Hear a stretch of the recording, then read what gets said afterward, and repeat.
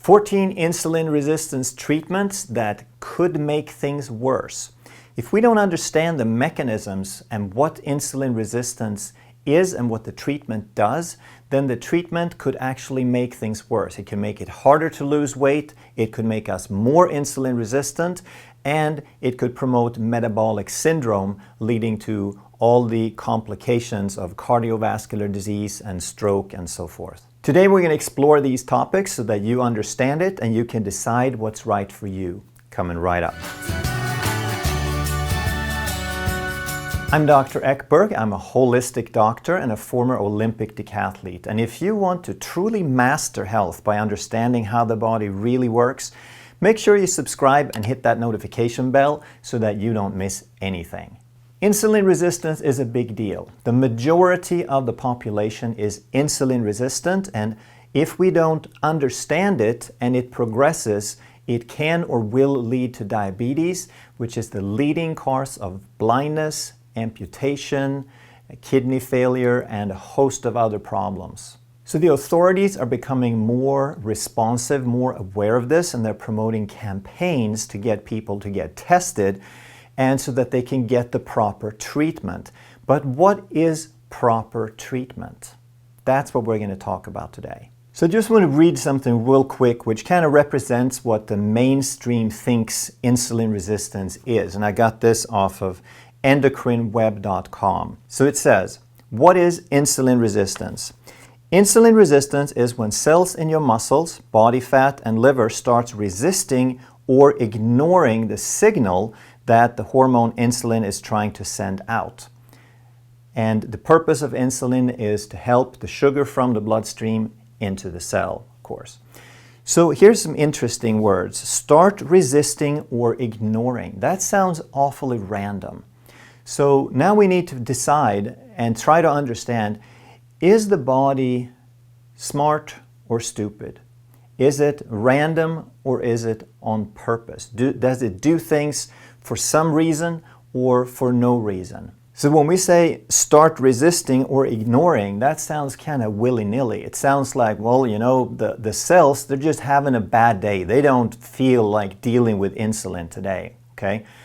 But nothing could be further from the truth, because the body is incredibly intelligent. It is supremely intelligent. It has infinite intelligence built in. It processes 1 billion bits of information every second to try to orchestrate and regulate and figure out exactly how to guide every little process to its optimum in the body. There's nothing random about it, and that's the first thing that we have to understand. And then it goes on to say that glucose, also known as blood sugar, is the body's main source of fuel. For those of you who have studied a little bit of low carb and keto, you know that, of course, the main source of fuel is fat, and that you can live really well, you can live better on 75-80% fat than you can a majority carbohydrate. But if you don't know that, if you believe that glucose is the main source of fuel, now we have trouble, because if you can't live on anything else, how do you get rid of it? And it continues, we get glucose from grains, fruits, vegetables, dairy products, and drinks that break down into carbohydrates. So again, if we think that's the main source of fuel, now we think that grains, fruits, dairy, and sweet drinks are a necessity. Just because that's what humans have had in abundance for a few generations, we think that's normal. Well, again, that's a fallacy, it's a myth, it's a misconception. And it goes on to answer how insulin resistance develops. And it says, while genetics, aging, and ethnicity plays a role, the driving forces behind insulin resistance include excess body weight, too much belly fat, lack of exercise, smoking, and even skimping on sleep. No mention of food, no mention of carbohydrates, no mention of anything that would raise blood sugar. And here's where the problem is, that it's such a total disconnect between the mechanisms and the expression of the problem. So let's just look real quick at the mechanisms of how these things work together. So first, we eat something. We digest the food, it ends up in the bloodstream, and we increase our blood glucose. The food turns into blood glucose. Then the insulin is there to help the glucose into the cell, and now the cell has a few different options. It can use some of that fuel, or it can store some of that fuel. And it can store a little bit as glycogen, that's a carbohydrate form of storage. And when those stores are full, because they're very, very tiny in comparison, then the rest gets converted to fat and stored as fat. So insulin is a fat storing hormone. It's a storage hormone in general, but the end result, the main thing it stores is fat, because that's the body's main currency of long-term energy storage. So the key factors in how much insulin is made and how much storage motion, how much force is in the storage of this is the amount of carbs. Carbs drive more insulin, carbs stimulate more insulin, and it is the frequency with which we eat the food. So if you eat a lot of carbs and you eat them frequently, now you're going to have a lot of insulin very often to tell that cell to store, because anything it can't use in the moment, it's going to store. And then when the cell is full, when it can't store anymore, it says, I don't want anymore. It's developing insulin resistance.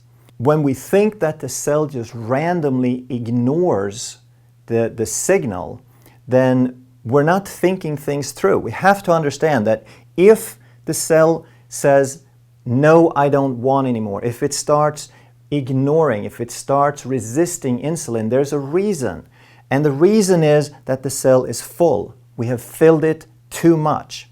So the more carbs we eat and the more often we eat, the more blood sugar we develop, the more insulin we develop, the more insulin resistance we develop.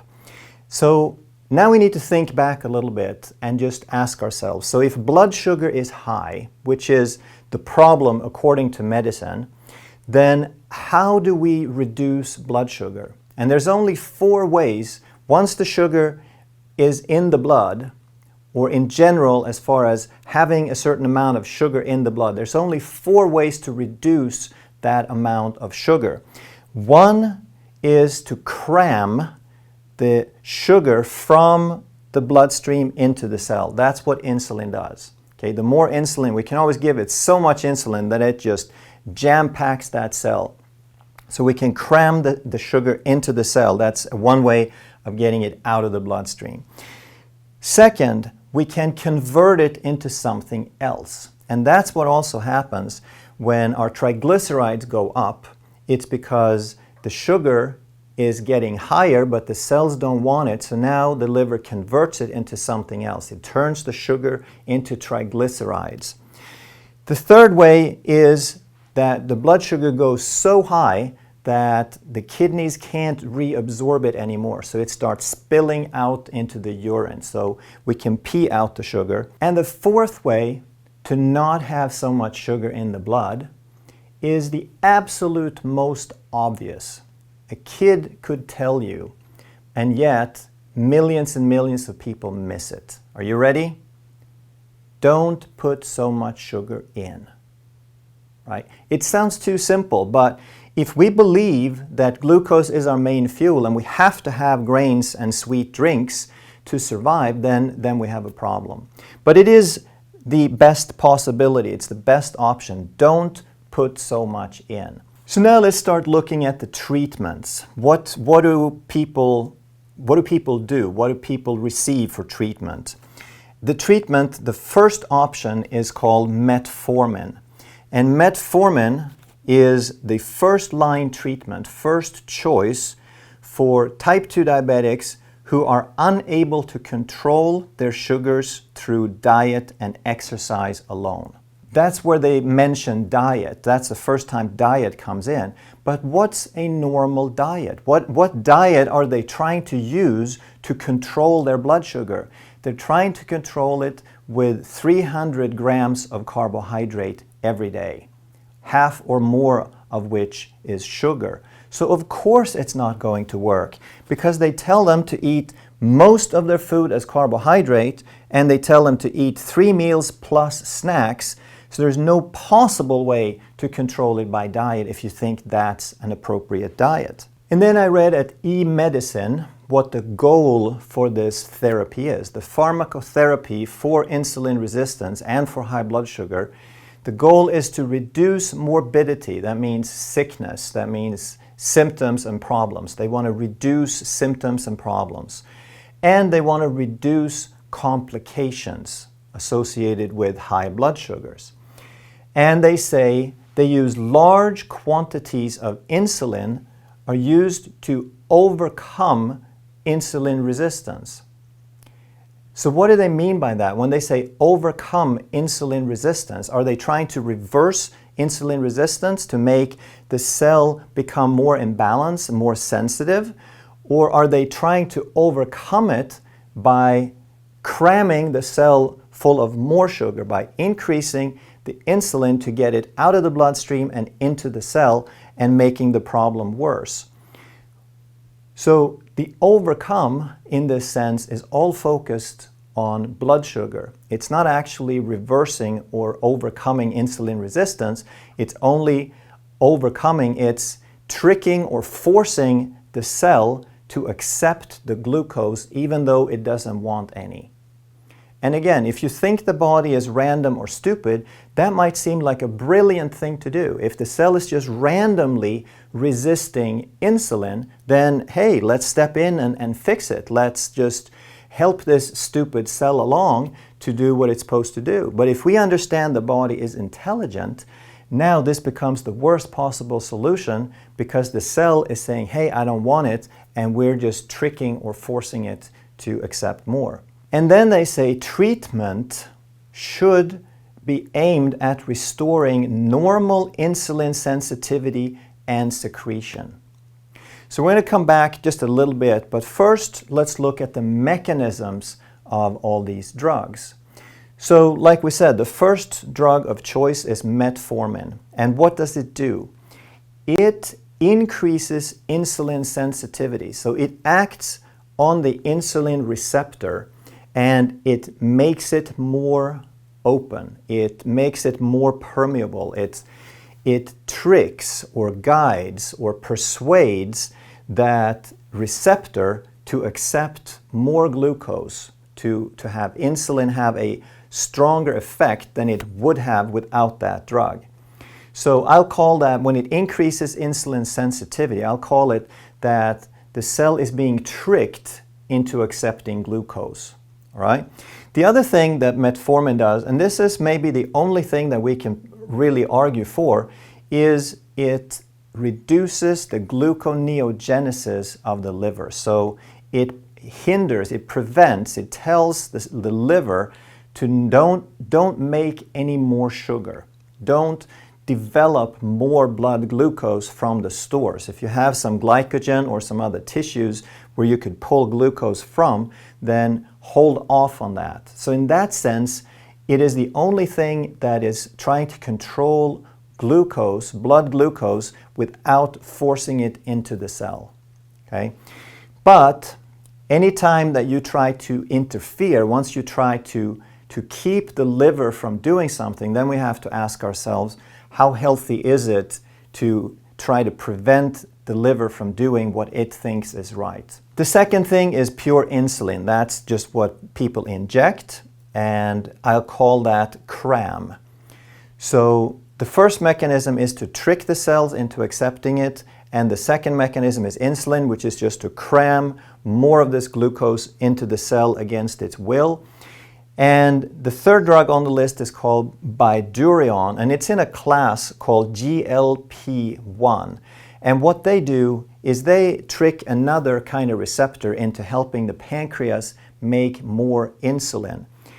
And that's the third mechanism. So the first one is to trick the receptor into letting more in. The second one is to use insulin to force the glucose into the cell.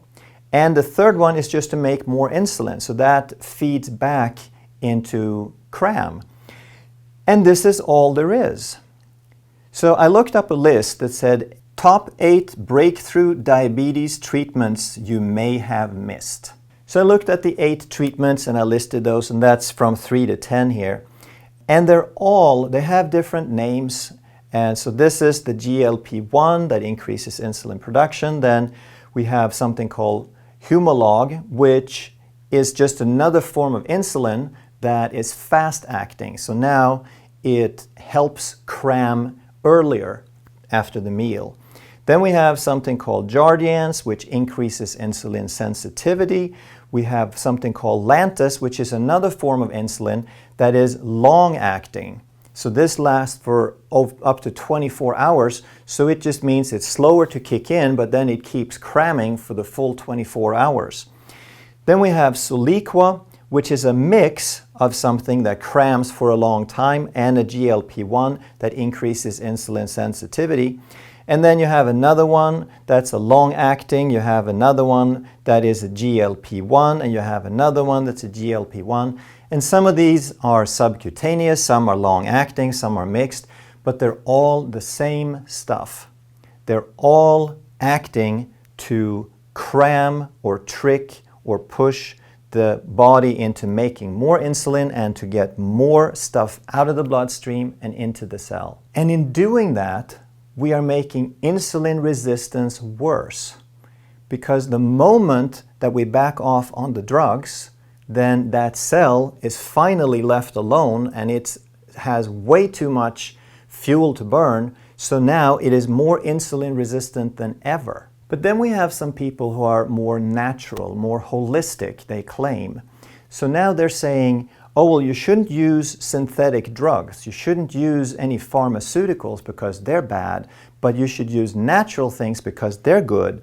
So now they start talking about green tea, which can increase insulin sensitivity. They talk about cinnamon, which can increase insulin sensitivity. Apple cider vinegar, chromium, they can increase insulin sensitivity and help lower blood sugar. But now we again have to ask, what are we actually doing? Sure, we can help the sugar get out of the bloodstream. We can introduce something into the body that will assist in lowering blood sugar, that will increase the drive to lower blood sugar. But where is that sugar going? It only has one place to go, and that's into the cell. And the cell is already full. And if we increase insulin sensitivity by tricking the cell, again, it becomes more insulin resistant. So when we look at the official goals of pharmacotreatment, they seem very reasonable indeed, that to reduce morbidity, to reduce complications, to restore normal insulin sensitivity and secretion. But is any of that happening? Is any of that happening even a little bit with these, or are we actually doing the exact opposite? Okay? So every one of these treatments, whether synthetic or natural, they only act to do one thing, and that is to increase the insulin or increase the action of insulin so that we can get the sugar out of the bloodstream and into the cell.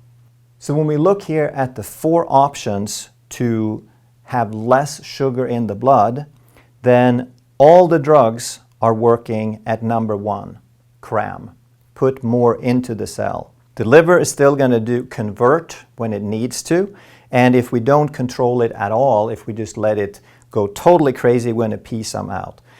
So again, the only way to create balance, because that's what they say they want, should restore normal insulin sensitivity and secretion. That's balance. The only way to do that is to put less in. There is no other way. And what do we need to put in less? The things that stimulate insulin, which are primarily sugar and processed grains. So once we understand this picture now and we look at the recommendations, which was, they say the driving forces is obesity and abdominal fat. then we understand how absurd the recommendation is to lose weight and lose belly fat. Because it's not the fat creating the insulin resistance, it's the insulin resistance creating the weight gain, because insulin is a storage hormone. The more insulin resistant you are, it's like your fat is in a deep freezer. There's no way that you can touch it as long as you put in any more sugar on a regular basis. So when they tell you to lose weight to control your insulin resistance, first of all, they have it backwards. But then it's like the ultimate insult when every form of treatment serves to increase insulin resistance, to increase the action of insulin, which is to store more fat. So with this treatment, there's virtually no way to lose any weight or to reverse the insulin resistance. And that's why it can be so frustrating for people who follow the mainstream recommendations. They eat their carbohydrates, they exercise, and they take their metformin or their insulin, and they're being told that they're lazy and they eat too much, when everything that they're being told to do is going to increase the insulin action and store more fat. So let's create an intelligent goal. Once we understand the mechanisms, let's create the only goal that makes any kind of sense, and it doesn't have anything to do with blood sugar. It has to do with withholding starches and sugars, making the body produce less insulin until the cell wants some fuel. As long as we keep cramming the fuel into the cell, it's not going to want any more because it has too much. The only way to create balance is to pull back on the supply until the cell wants some. That's when insulin resistance starts reversing. And how do you do that? You do it with low-carb diets, with ketogenic diets, with fasting, intermittent fasting, and with exercise. And also, as a little side note, everything that we've talked about here has to do with type 2 diabetes. Type 1 diabetes is a completely different thing, and insulin is absolutely appropriate and life-saving. So that's a completely different mechanism. The type 1 diabetic needs insulin because he can't make any on his own. The type 2 diabetic, insulin is the worst kind of treatment because they already have too much. So things are really quite simple once we look at them. And we want to eat some food, we want to store some food, we want to burn some food. And when we eat low carb and we eat keto and we fast, and we learn that it's not necessary, it's not obligatory, it's not the only way to survive to eat 6 meals a day. When we start skipping a breakfast or we skip a meal here and there, now the body learns to regulate hunger. And now if you eat once or twice or maybe 3 times a day, you do it because your body has found a balance and it's telling you it's time to eat something. So by getting the body into balance of eat, store, burn, eat, store, burn, that is how we become insulin sensitive. And insulin sensitivity is the balance that we're talking about. And that happens when we find the balance at a level that makes the cell want some fuel once in a while.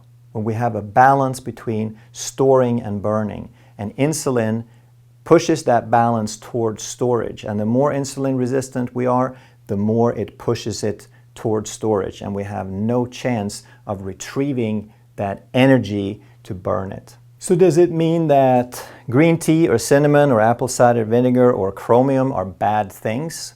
Or insulin is a bad thing? No. The type 1 diabetic needs insulin. And these are just components of food.